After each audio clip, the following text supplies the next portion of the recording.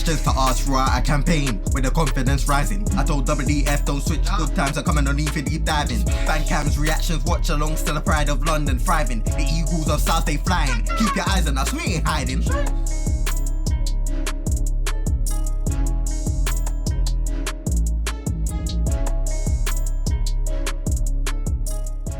Yes, guys, welcome back to Transfer Weekly episode 6, the show where I tell you all about all of the rumours concerning Crystal Palace and all of the potential transfers that could be coming in to Crystal Palace. Before we start, I'd just like to say thank you very much for all the support on all the shorts and TikToks. Please go and check those out. You will be getting daily updates on everything concerning Crystal Palace, whether that be a transfer or whether that be something concerning our owners. We will update you daily on TikTok or the YouTube shorts.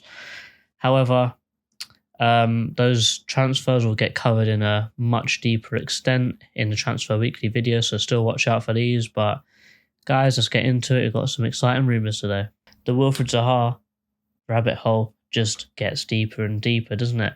After him agreeing a 4-year deal with Crystal Palace, Lazio, Al Nassr and Fenerbahce, it looks like he's weighing up his options for which is the best club for him to go to right now.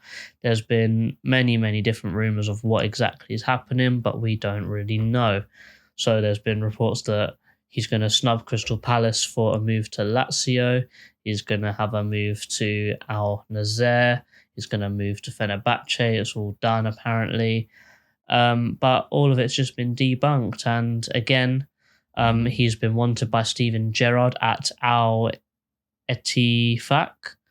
And good on Zaha actually for this one, because even for the Saudis, he's been asking for too much money. And I tell you what, I don't know what he's been asking for, but if he can turn around and say that he's wanting too much money, that the Saudis don't even want to pay it, then good on him. He's basically saying that, look, I don't want to go, but I will go if you pay me something absolutely outrageous. And good on him for sticking to his guns on that one. But I don't look like he's going. And all of this happening seems like he's going to end up back at Crystal Palace. He's currently using our facilities to nurse his hamstring injury. He's still posting pictures of him in the Palace gym as he's recovering. But there's been many like subtle messages, like some Twitter pictures of him saying, don't think of who you were, think of who you're going to become. And then that makes you think, oh, he's going. But then he changed his background photo of a picture of his kids in Palace kits in Selhurst Park, and it's just very confusing. But it says that it says here that from according to Nazir Kinsella, that Crystal Palace are quietly confident that Wilfried Zaha will stay at Crystal Palace. Obviously, all his talks have been broken down with other clubs, and he may have a few weeks ago he may have agreed those deals with the other clubs, but they must not be meeting his demands. I have also been told by some sources that Crystal Palace are offering him the most money out of every club other than the Saudi club, which also means that deal is heavily incentivized for him to sign it. And you know what? I don't know what happens. I don't care what happens, as long as, even if we still sign him, we get another person to replace him or to back him up, because of his age, and he's been kicked like anyone's business for the last 10 years in the Premier League. We need someone to replace him, and we need someone to come in for those times where he's getting injured, because him getting older, he's going to get injured some more. Do you think that we should give him that contract for 200 grand a week? Let me know in the comments below. 26-year-old Dutch-Nigerian winger Arnaut Danjuma is currently a Villarreal player and spent the second half of last season at Spurs.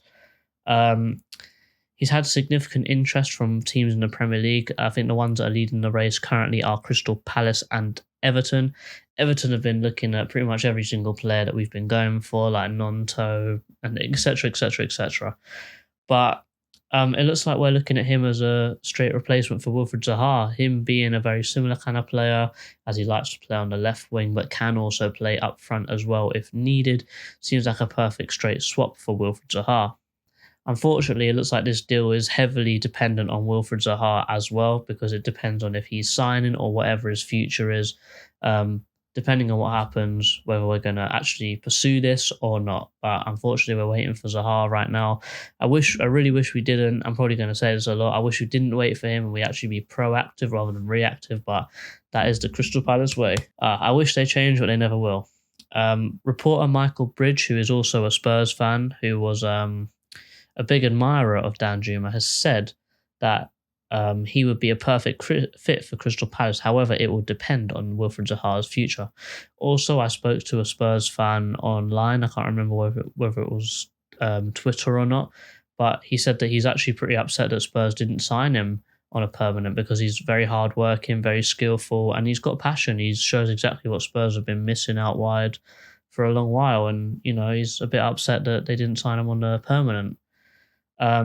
Obviously, he's a quality player to even get the Spurs move, but for Spurs fans to be saying that, and they've got players like Son, it just speaks volumes to me personally. I'm going to go through some stats now. However, the stats are going to be from the 21-22 season. This is only because he spent half the season at Villarreal and half the season at Spurs, and he had some injuries here and there. So we're going to go through the 21-22 season stats. So here we go. With 17 starts in 23 total appearances, he has scored 10 goals in all competitions with 2.7 shots per 90 and 1.3 shots on target per 90. Obviously showing that he is a goal scorer out wide and up front. The goals are coming from him cutting inside and also some tap-ins in the box when playing up front. A very much fox in the box kind of striker, and that's someone who we have been crying out for at Crystal Palace. With 11 big chances missed, shows that his shot conversion rate isn't the best, but he is getting into the right positions at the right time. 3 assists and 2 big chances created all season. This shows that whoever he's playing with in that team, they're doing well, because even though he's only had 2 expected assists, he's got 3 of them, so someone must have scored a worldie in there. But still, 3 assists out wide. It's not the best, but it's not the worst. He's making up for it with his goal return. 0.7 key passes per 90, which means he's not really a passer, but I know his pass percentages are very, very good. Great passing stats. As I said, look here on the screen, they will be shown for you guys. 1.4 dribbles per 90, and no injuries the whole of last season. However, he does get 1 bad injury every other year. So as we can see in the graphic that's shown up now, every other year he has an injury which puts him out for over 10 games. Wouldn't be Crystal Palace if we didn't look for an injury-prone player now, would it? Before I actually go and analyse Danjuma, please go and watch the Freshly Grounded podcast where they talk to him about his upbringing, his way up of coming through football and playing football in different countries, how it worked being Dutch and Nigerian. It's sort of very interesting. I would highly recommend you guys go and watch it. As I said earlier, Danjuma is a very versatile player, can play left wing and striker, extremely similar to Wilfried Zaha. When he plays a striker, he loves to run in behind and shoot with one and get into one-on-one situations with the goalkeeper. Most of the time, he's very good. He's a very technical dribbler. He's a very fast runner, strong runner as well. When he's got the ball, it's hard to get him off it. Got that flair as well, which is something that us as Crystal Palace fans would love to see. We can see that because he just loves putting the ball through opposition's legs, doing skills, back heels, flicks, everything. You name it, he's done it. And he's pretty good with both feet. He's mainly right-footed, but he can use his left if needed.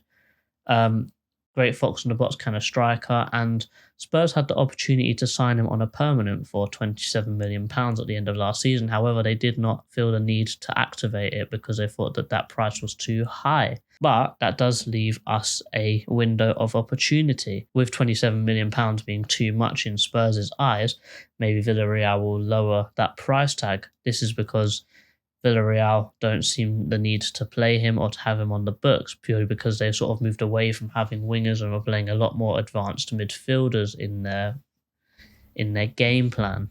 This could mean that we could offer something like £22 million and maybe have a fighting chance in getting him. But I do think that with how bad his season was last year, which is why I didn't talk about those stats, maybe it is a good thing to sort of copy Spurs. maybe do a loan with an option to buy. This will give us the security and the financial security that if we loan him and he's good enough to pay the money, we're getting a good player for that money. However, if we loan him and he's not as good, we're not putting a financial burden on ourselves, and we're not overpaying for someone who can't match the price tag. I think loan would be the best thing for us, but tell me what you think. I think the loan with an option to buy is the best option for Danjuma at Crystal Palace. Folarin, Balogun. Now, I'm happy to be presenting this section of Transfer Weekly myself, because we are desperate for a striker. And as a striker myself, let me break down Balogun for you. Now, the 22-year-old American striker has just come back. He's returned to Arsenal after a very impressive loan spell at Stade Reims under Will Still, who is not a football manager. Due to his incredible season in the French league, he got himself a lot of serious interest across Europe, but mainly from the Premier League, and we are one of those clubs as well. Now, before the season started, he's just had international success as well, where he's been able to go and represent the USA in the Gold Cup. And even before that loan spell, he was smashing it up at Premier League 2 level. So he's a prolific striker at that level, and it seemed to have brought that scoring level, obviously, into the French league. Now, a lot of people obviously say, but it's the French league. Listen, a goal scorer is a goal scorer. Now, a few weeks ago, when it was first reported that Palace were interested, we were looking around the 25 to 30 million pound mark, or even looking to take him on a loan. And it has been reported that he actually wants a move if he can't guarantee regular first team football, which is going to be difficult with the likes of, obviously, Gabriel Jesus. They've now just signed Kai Havertz, who may or may not play a striker role because he could play midfield. And then you also think of Eddie Nketiah, who was kind of in a position like Balogun was last season, and he signed a new deal and not got many minutes. So with that in mind, obviously there are bigger teams that are in for him as well.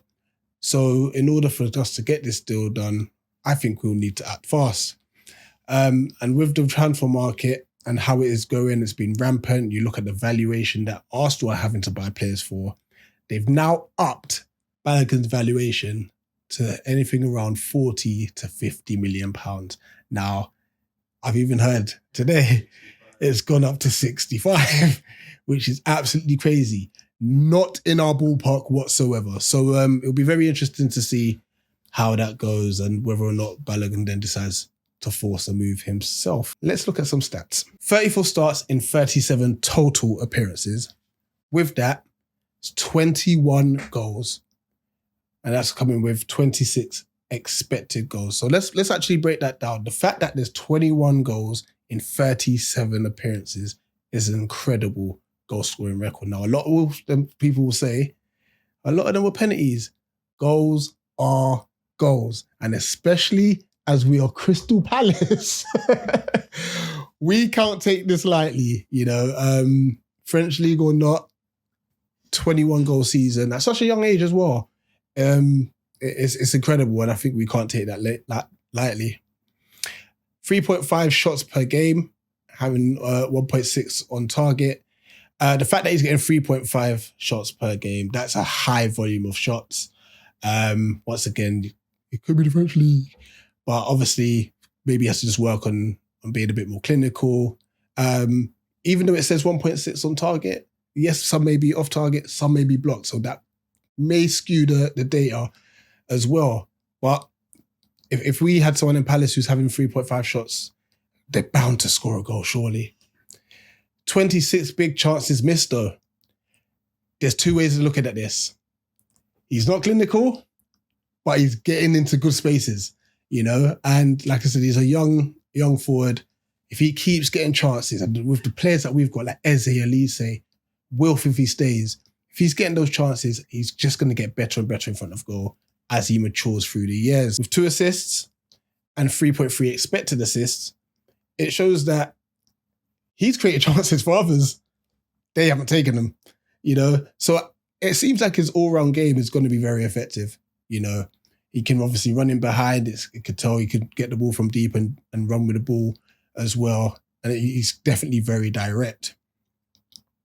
8 big chances created all season, whether they'll take it or not, it doesn't matter. To create 8 big chances as a striker, that is very, very impressive. 1 key pass per game, so you can tell he's very effective. He gets himself involved in the game. 0.9 successful dribbles per 90 and 0.4 aerial duels won per 90. And he doesn't look like he's the tallest of players, but he gets himself involved. Now, typical Palace. We love an injured player, don't we? We love an injured player. He spent 10 days injured with a hamstring injury, missing 2 games. Now, it's obviously quite concerning as a young person to put hamstring injuries, but it's his explosiveness, and that is why players are very susceptible to that type of injury, irregardless of age. Obviously Michael Olise is very explosive. He's just picked up a hamstring injury too. But on the plus side, he only missed 10 days, so it definitely obviously was a light injury. Now let's remove the thought of the £50 million as we analyse his play style. He seems to be the complete forward, as he's a striker who can play on the left as well as the right, if necessary, if that's necessary for him. Also, like I said, he can drop deep, and he can also run the channels and such. So he's got a lot of aspects to his game. He definitely lacks in the heading department, as he only has 2 goals scored with his head. We don't care. We don't care. We had strikers who had heading ability who probably scored only 2 goals with their head in the past. So for me personally, I don't care. I don't care.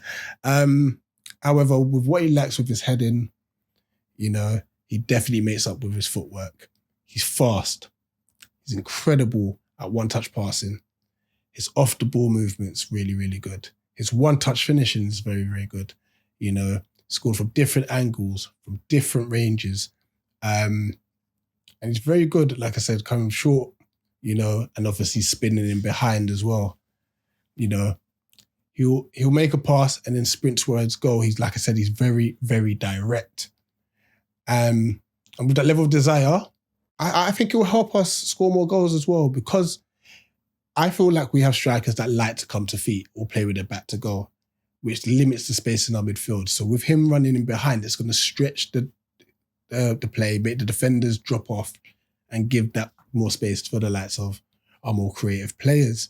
And now with the addition of Lerma as well, that's another forward threat if need be. With the level of desire, he would help the team to score goals, in my personal opinion. He has a flair with the dribbling as well, and that's one thing we're blessed with at Palace. Amazing dribblers. A great example of this will be when he was playing on the wing and he did a Rabona cross. Vibes. This is literally vibes to see. So is he worth £50 million? Now, obviously, to Arsenal, he's worth whatever they say he's worth. But it's just way over our ballpark, way, way, way over our ballpark. 25 to 30 million, I would say take a gamble on him.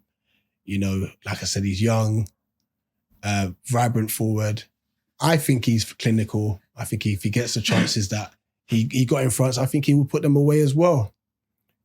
But it's all going to be a big gamble, because obviously it's moving from the French league to the Premier League. And that's a different animal in itself. So if he plays like these 2 seasons in a row, then we can actually say, yeah, 50 million seems fair. But then also think about that, if we then sell him on, we can recoup that money as well in a heartbeat. But it is just far too much money right now. And we don't have the funds, in my personal opinion, especially if you hear all those rumours. So that is Folarin Balogun. And it's a thumbs up from me personally, but just not for that price. Yeah, that's all today, guys. It is a little bit of a shorter one, but it's been very, very busy this week for all of us at Eagle Eyed Football. Obviously, more and more Zaha rumours are coming out day by day, so we'll keep you posted on those kind of transfer news on the TikToks and the shorts. What do you think is going to happen? Do you think Zaha's going to stay? Do you think he's going to go? And do you think that we should get someone in to cover him or replace him now, even though he may sign still? And I don't think we really should be waiting for his decision. What do you think? As always, guys, thank you very much for watching. Put in the comments below who you want me to cover next week. And other than that, like, share, subscribe. This is JC from Eagle Eye Football, and I'm out. Up the Palace. Eagles.